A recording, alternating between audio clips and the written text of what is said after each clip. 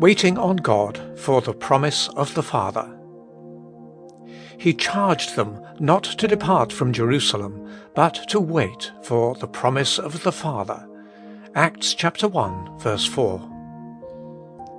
In speaking of the saints in Jerusalem at Christ's birth, with Simeon and Anna, we saw how, though the redemption they waited for is to come, the call to waiting is no less urgent now than it was then.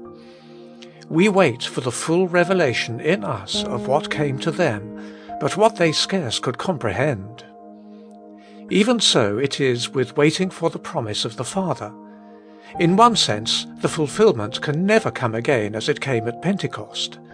In another sense, and that in as deep reality as with the first disciples, we daily need to wait for the Father to fulfill His promise in us.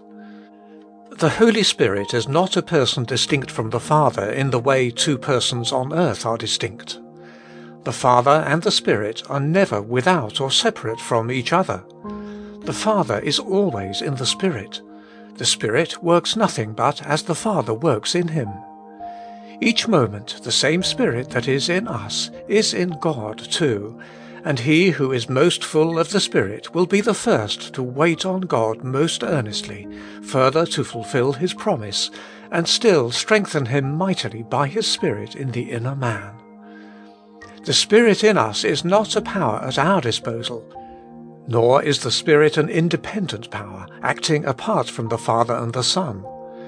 The Spirit is the real, living presence and the power of the Father working in us, and therefore it is just he who knows that the Spirit is in him, who waits on the Father for the full revelation and experience of what the Spirit's indwelling is, for his increase and abounding more and more. See this in the Apostles.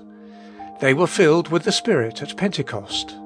When they, not long after, on returning from the council, where they had been forbidden to preach, prayed afresh for boldness to speak in His name, a fresh coming down of the Holy Spirit was the Father's fresh fulfillment of His promise. At Samaria, by the Word and the Spirit, many had been converted, and the whole city filled with joy. At the Apostles' prayer, the Father once again fulfilled the promise. Even so to the waiting company, we are all here before God, in Cornelius' house. And so too in Acts chapter 8. It was when men filled with the Spirit prayed and fasted that the promise of the Father was afresh fulfilled, and the leading of the Spirit was given from heaven. Separate me, Barnabas and Saul. So also we find Paul in Ephesians, praying for those who have been sealed with the Spirit, that God would grant them the spirit of illumination. And later on, that He would grant them, according to the riches of His glory, to be strengthened with might by the Spirit in the inner man. The Spirit given at Pentecost was not a something that God failed with in heaven and sent away out of heaven to earth. God does not, cannot, give away anything in that way. When He gives grace or strength or life, He gives it by giving Himself to work it. It is all inseparable from Himself. Much more so the Holy Spirit. He is God, present and working in us.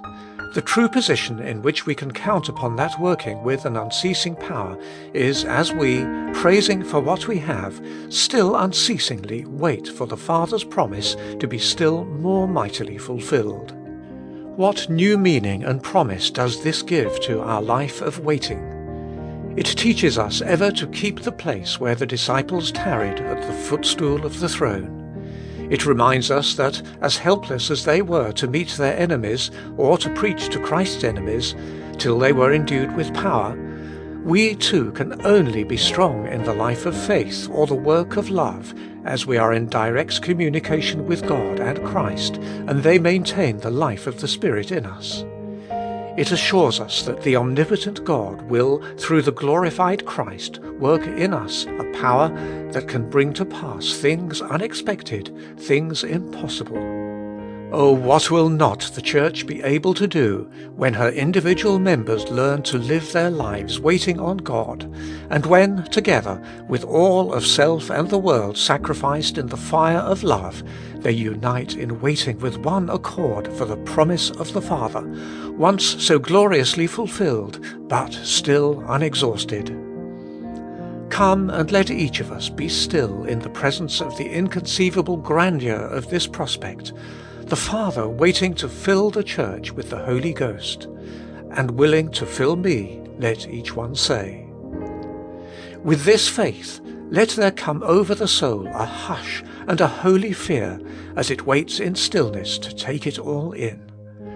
And let life increasingly become a deep joy in the hope of the ever fuller fulfillment of the Father's promise. My soul, wait thou only upon God.